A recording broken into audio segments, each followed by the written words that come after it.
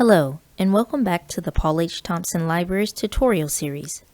In today's tutorial, I will be showing you how to perform an advanced search in the library database, NC Live. Before getting started, make sure you are logged into NC Live. You can refer to our video accessing and searching in NC Live for a basic tutorial on logging into this database. To perform an advanced search, you will need to click on Advanced Search under the Search Resources bar. This will reroute you to the Advanced Search bar where you can limit or expand your search results for your research needs.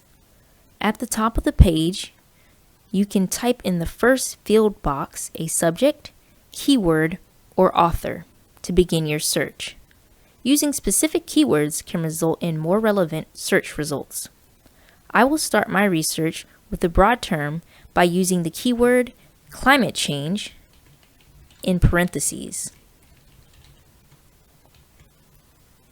By using parentheses around the keyword, the database will be able to search for any content that specifically talks about just climate change. Because climate change is a broad term, I will use the second field box to add a second term dealing with climate change. This will help me to narrow down my results to a specific area within the subject.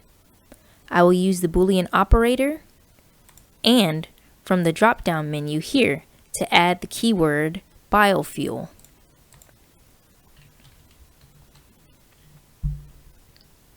Now my search should look for content dealing with climate change and biofuel. To further limit my search to get the best results, I will refine my search to full text online and limit publication to 5 years. If it's a requirement by your instructor, you can also click on the box for scholarly and peer-reviewed.